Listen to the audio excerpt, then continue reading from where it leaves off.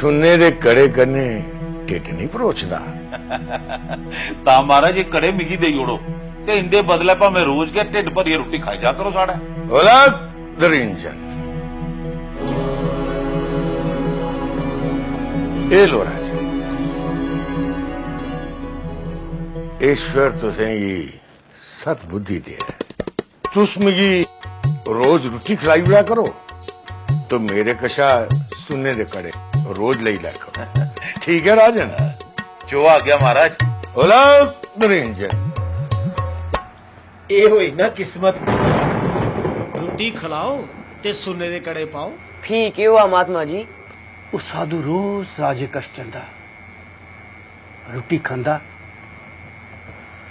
ते अपने दौं सुन्ने दे कड़े उसी दे जांदा। पर महाराज वो रोज सुन्ने दे कड़े कुथों ले आंदा? ये गल एक रोज राजे ने अपने खजांची की पूछी। खजांची जी, महीने कोला उपर होई है, रोज सुन्ने दे दो नवे कड़े, ये कियां हो सकदा? अमीर आना महाराज, तल्ले हुए ते कड़े नवे। महाराज अगर नौकरी बख्शी हुआ तो गल आखा महाराज। हाँ बोलो खजांची जी। महाराज मैं एक मणि दे बारे च सुने दा, उसी पारस मणि आखदे न। पारस मणि? हाँ महाराज, ये जिस चीजा कन्ने भी अच्छी हो जाती है वो चीज सुनने दी हो जाती महाराज, सुनने दी।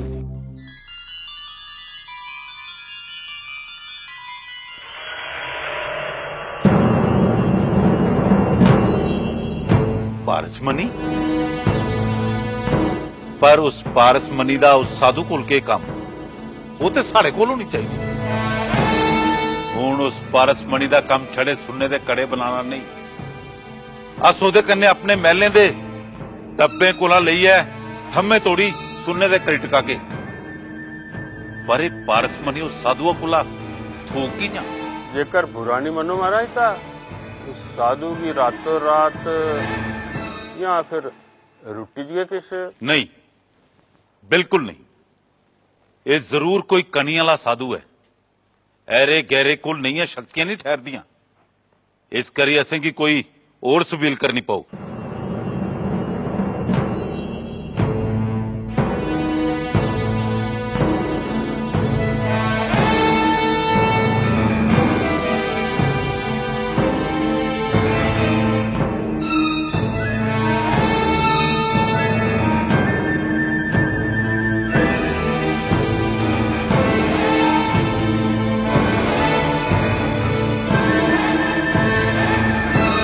के गल आज तुस बड़े परेशान लगा कर दियो के सुन्ने दे कड़े नहीं धोए?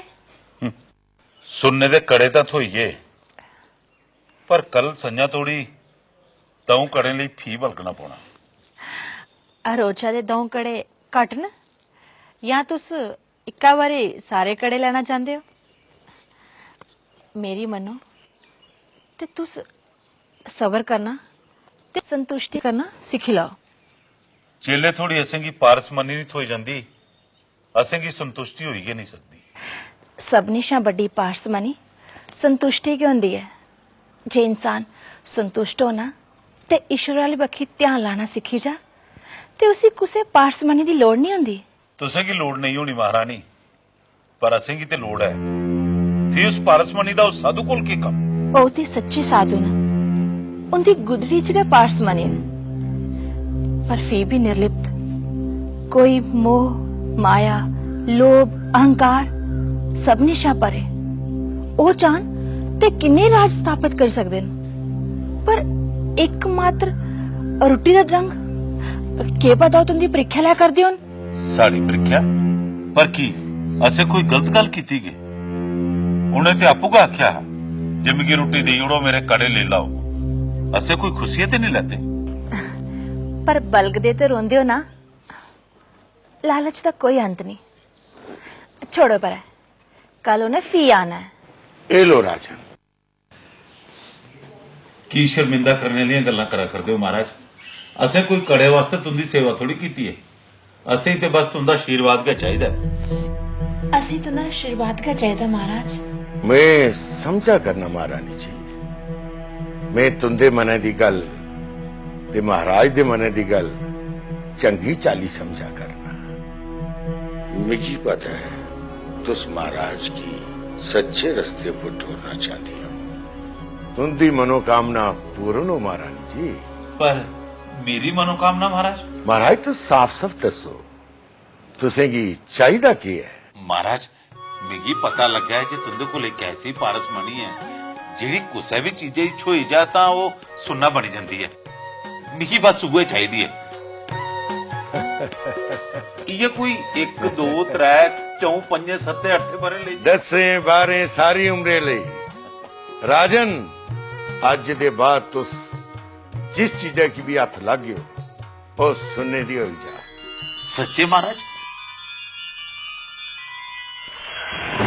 ये हुई ना गल, राजा ते आपू के पारसमनी बनी आ, हूं उसे कुर्सी मनी दी जरूरत नहीं रही। ठीक है हुआ महाराज, हुए जेड़ा परमेसर ही मंजूर था।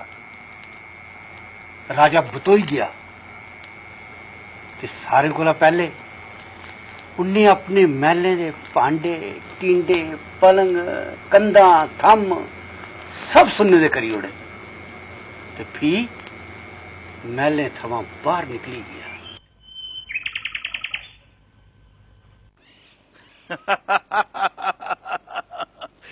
ये फुल भी सुनने दा।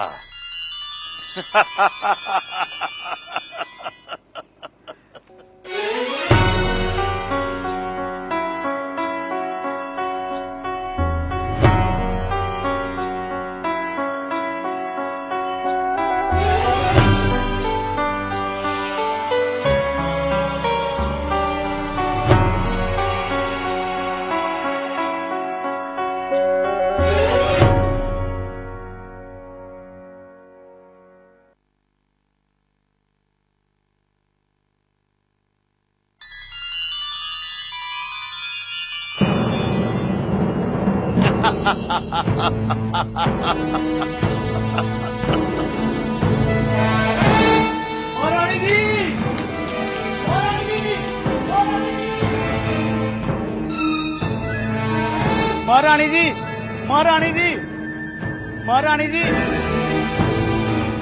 चरण बंदना महारानी जी। के गल तू ना घबरे दा की?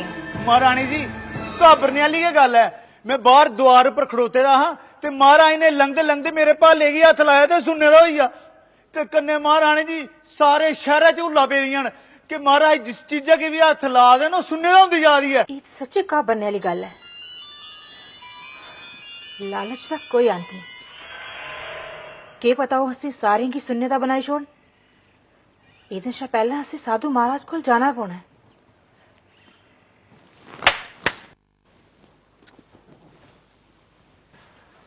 जी महारानी जी। सारे नागरिकें ते महले दे अंदर बाहर काम करने लई आखिड़ो कि कोई भी महाराज दे सामने नहीं आवे। उन्हें दिख देगा सारे छपी जान ते कन्ने उन्हें कोई भी अपने कन्ने बजन नहीं दे।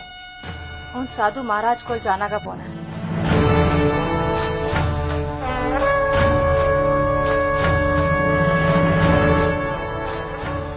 एक जिथे कोई भी नहीं अस अपने के महले परतुआ करने या कुछ और दे।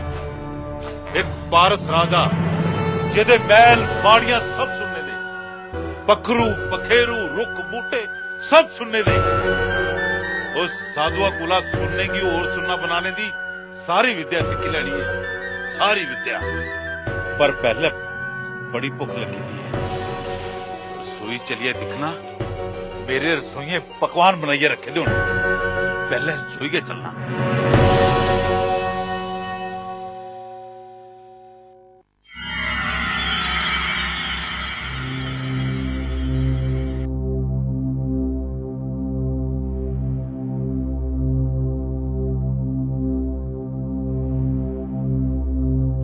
इतने भी कोई नहीं, सारे कुदर टूर गए।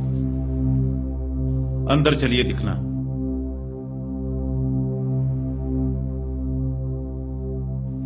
इतने भी कोई नहीं, खबर कुदर उठी है दिन, पर बड़ी भुख लगी थी है।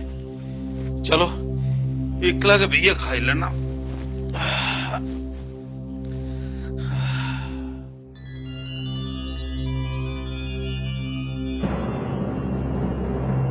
एक की रोटी भी सुनने दी होगी।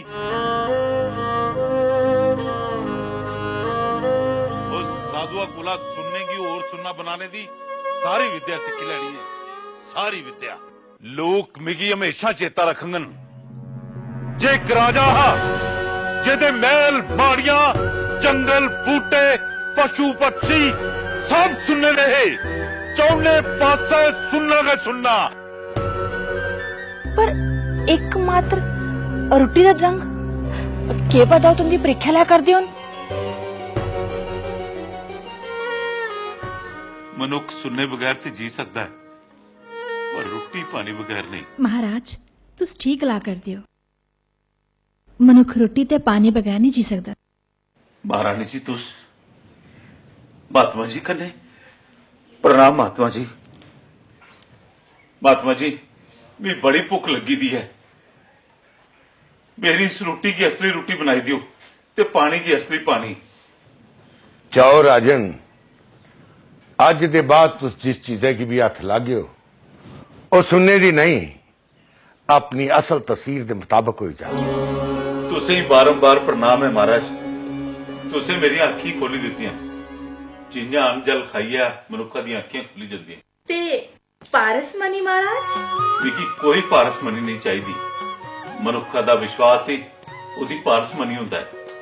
विकी सुनने की कोई लोड़ नहीं, कोई लोड़ नहीं। जिया ईश्वर की मर्जी।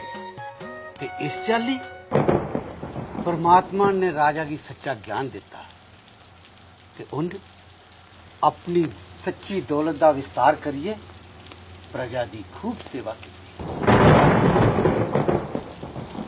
अज घास भी धरती की सेवा करिए साह लैंदा बझाउंदा है। पर इस पानी का मुल ते कदे चुकाई गै नहीं सकते।